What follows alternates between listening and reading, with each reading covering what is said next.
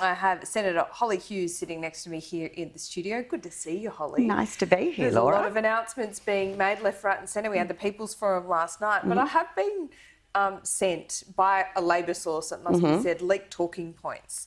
And this is what they say about this announcement. It goes through about this announcement. This is an internal email that is circulated. And you know what talking points look like. You've seen them I'm aware of them. What the government does is put the question, possible question, and then they give you a possible answer. This question is this an election bribe? And another example of pork barrelling. Obviously, the offered answer is no. This is a grants program. But this does show that this is biting, that you guys, the government, is being accused of pork barrelling and therefore wasting money. It's a campaign promise, and that's what announcements are, and these happen through every campaign, whether it's a black spot that's being argued for, or I'm not quite sure the ALP have actually announced any policies, but when they certainly do, I'm sure they'll be looking to those to support marginal seats that they want to win. To win, though, to win government. It is a seat that we're looking to hold. Terry Young is a fantastic member and has been doing a great job for the people of Longman. And of course, the Labor Party are targeting Longman with nothing but lies when you look at what they're saying about the cashless debit card and pensioners. So they are absolutely targeting the seat of Longman. They consider it one of the seats that they need to win government. And I'd suggest, because of the Bribie Island population within the seat of Longman, will be why they are telling these sort of fibs all the time. Well, this is something that goes through integrity, doesn't it? People might not want an integrity commission. Their eyes might glaze over when they hear the term commission. But is there a problem with integrity, trust in your government, a wasting of taxpayer funds? Look, if anyone wants to suggest fixing a black spot is somehow a waste of taxpayer funds, I'm sure the people that live in that seat whose mobile phones... Well, I mean, there's been black stops fixed up in the seat of Berowra. No one's talking about Julie and Lisa having pork barrelling done, you know, in the seat of Berowra, but we've certainly fixed black spot areas in there.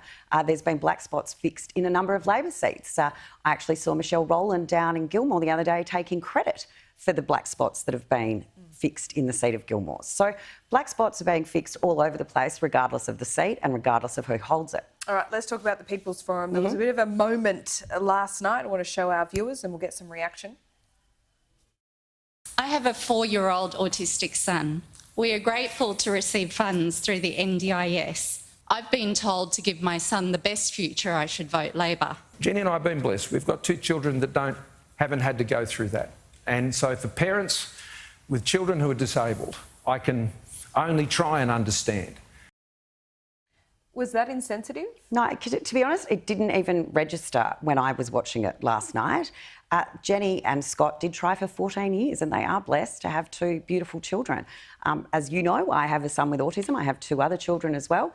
All 3 are a blessing. But what it is acknowledging is parents with a child who does have a disability, there are additional challenges. It's not, you know, as within the autism community, a couple of us refer to it as a master's level of parenting.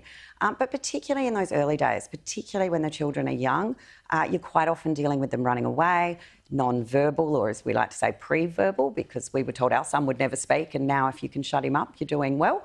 But there are days that are particularly challenging, and there are times that you don't feel particularly blessed. It's not the substantive issue that we're looking at here. We've just done an autism report. We just held a committee, the Senate Select Committee into Autism. There's a 400-page report. There's 81 recommendations. Anyone who's upset about the word blessed, go and read the report. Go and look at the recommendations and find something substantial to be upset about, because there's plenty of things that you can look at. The autistic community has a higher suicide rate than other communities. The disability community has an unemployment rate on itself, and the autistic cohort is higher than any other disabilities. So there are significant issues being faced by children with autism and their families, but the use of the word blessed is not one of them. Do you think some families may have been offended by that? I think some people who don't like Scott would look to find something to be offended by. I mean, we see the perpetual outrage that some people like to consume themselves with. People are just over the overreaction. I think it is an overreaction. I think it's pathetic, and I think if that's the way that you want to frame what was discussed last night, but more particularly what's happening in the disability sector, then you probably need to get out and talk to a few more people.